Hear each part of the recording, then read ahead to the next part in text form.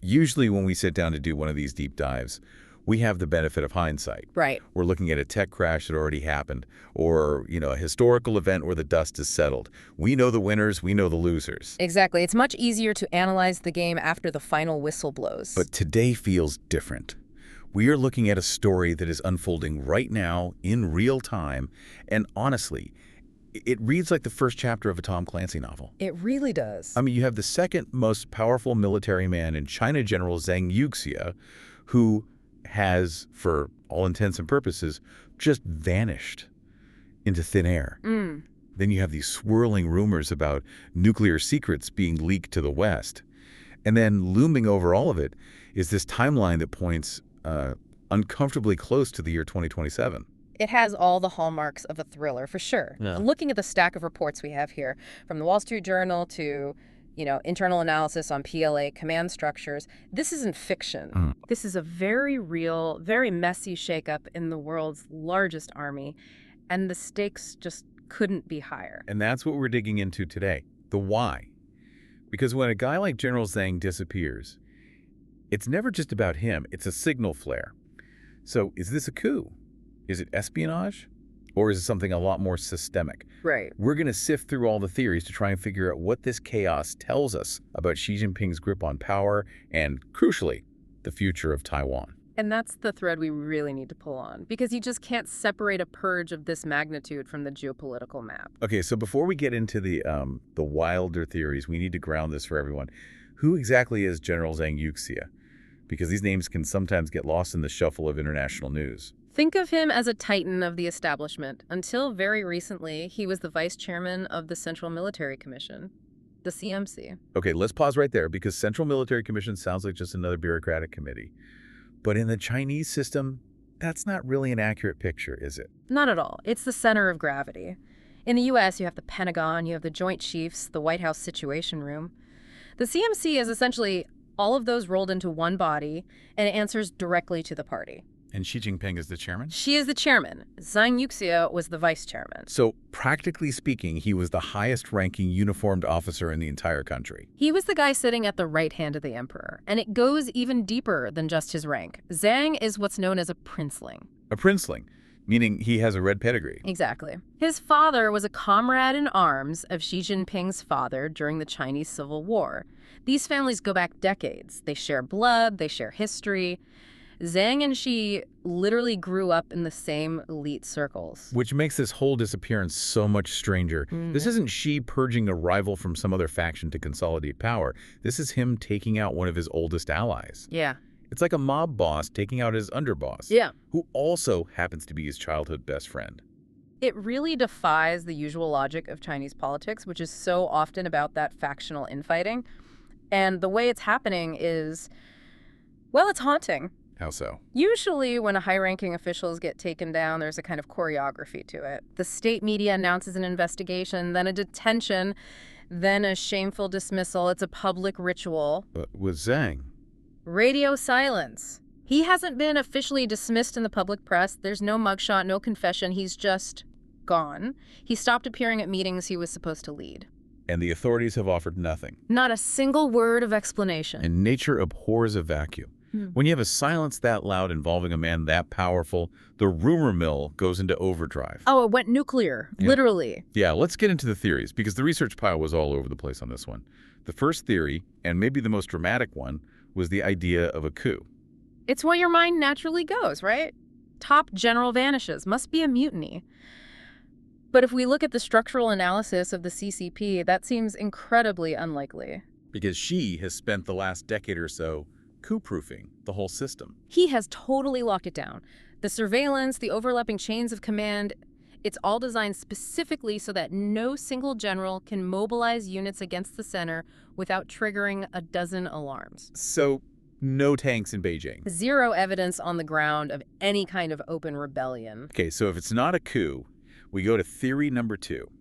And this one had me checking the news alerts. The Wall Street Journal reported on speculation that Zhang might have been the source of leaks about China's nuclear program. This is the spy thriller theory.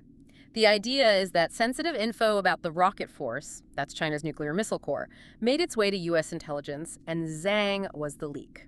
I mean, if that were true, the silence would make a lot of sense. You don't exactly issue a press release saying your top general is a mole. It would explain the secrecy, yes. But there's a logic gap here that a lot of analysts point out. Zhang was arguably the most watched man in China after Xi himself. He was constantly in the spotlight, constantly surrounded by aides, security details, rivals. Right.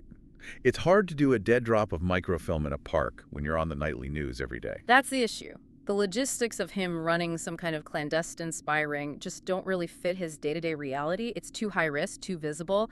So while we can't rule it out 100%, most experts think the nuclear spy angle is a bit too Hollywood. A great story, but maybe not the true story. So if we strip away the coup and the spy games, we're left with something that feels a lot more familiar. Corruption. Good old-fashioned graft. But hold on a second. You just said this guy is a princeling. He's a lead, he's powerful. Why would he need to steal? It's not like he needs the cash to pay his rent. It's rarely about needing cash for groceries. It's about patronage. Power in that system is built on networks, and those networks run on favors and money. And this brings us to a key figure in this whole drama, Li Shangfu. Right. I saw his name popping up everywhere in the report, so connect the dots for us. Yeah. Who is Li? Li Shangfu was Zhang's protege. Zhang took him under his wing, guided his career, and allegedly helped get him appointed as the Minister of Defense back in March 2023. Wow, that's a massive promotion. Minister of Defense is the public face of the military to the entire world. It is. And the theory is that this wasn't really merit-based. It was a transaction, a pay-to-play dynamic. Zhang uses his influence to get Li the job. Li then ensures kickbacks or benefits flow back to Zhang's network. Or maybe Li just paid for the seat in the first place. It's a classic mafia structure. Yeah. But Li didn't last very long, did he? No, and this is where the timeline gets frantic. Li takes the job in March. By October, just 7 months later, he's relieved of duty and stripped of his rank. 7 months. I've had milk in my fridge that lasted longer than his tenure as defense minister. In the slow-moving world of Chinese politics, that is a blink of an eye. And when Li went down, he became the domino that knocked over General Zhang. It seems the investigation into Li exposed rot that went all the way up to his mentor. So Zhang falls because his guy got caught. Basically, but I want to pause on the scale of this for a second. We hear about anti-corruption drives in China all the time. It almost feels like background noise. Sure. But the reports we have here really emphasize that this isn't business as usual. How so? Well, the magnitude of this purge has no clear precedent in contemporary China. You really have to go back to the era of Mao Zedong to find episodes of comparable severity. Wow. The Mao comparisons are usually reserved for, like, total social chaos. Look at the stats. If General Zhang's official dismissal is confirmed, he would be the highest-ranking active duty officer removed during Xi Jinping's entire presidency. And if he loses his seat on the Politburo? Yeah.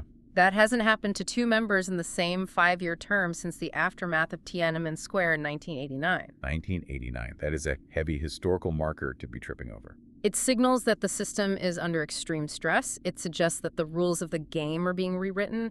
And notice the timing. Xi didn't take Zhang out immediately when Li fell back in October. He waited. Why wait? I mean, if you know he's corrupt, why not just clean house right away? Because in Beijing, everything is about timing. He waits until the moment is, quote, opportune to reaffirm authority. We saw this when he had former President Hu Jintao publicly removed from the party Congress. He likes to make a point. It's political theater. It's a warning shot.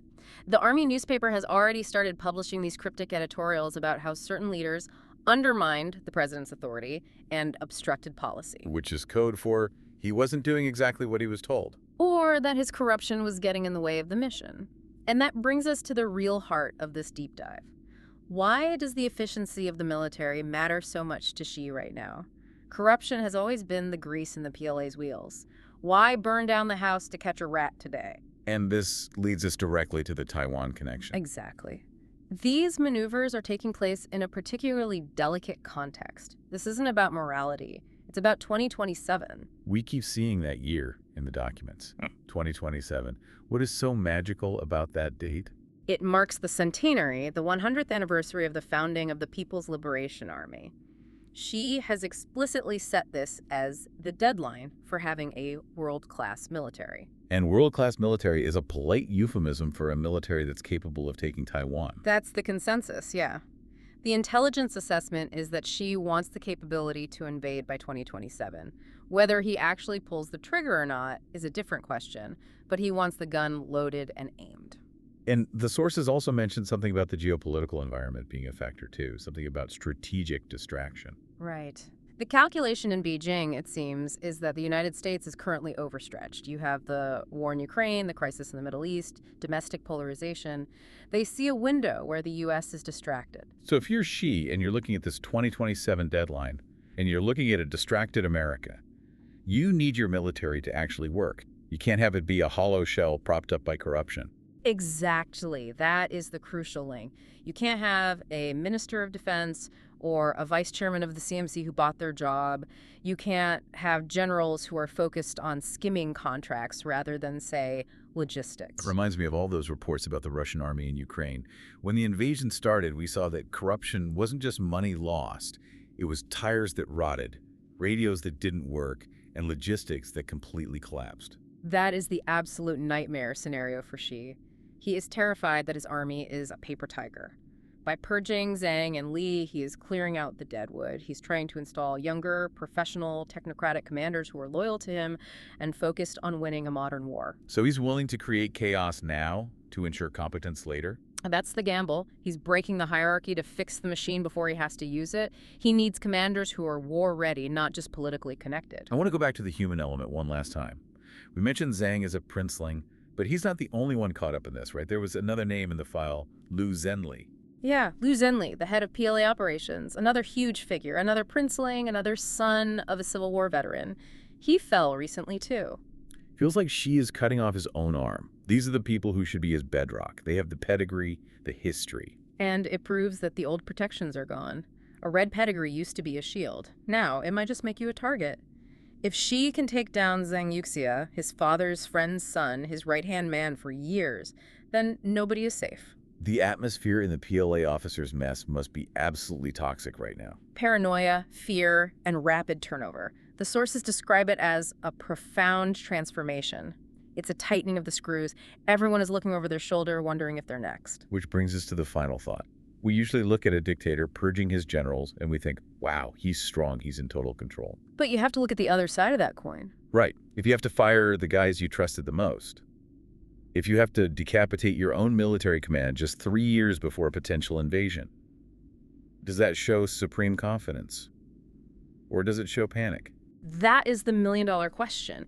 Is he cleaning house because he can, or because he looked at the inspection reports and realized the entire house is rotting from the inside? And if it is panic, a panicked leader with a ticking clock is a very, very dangerous thing for the rest of the world. Absolutely. If he feels his timeline is slipping, he might act rashly.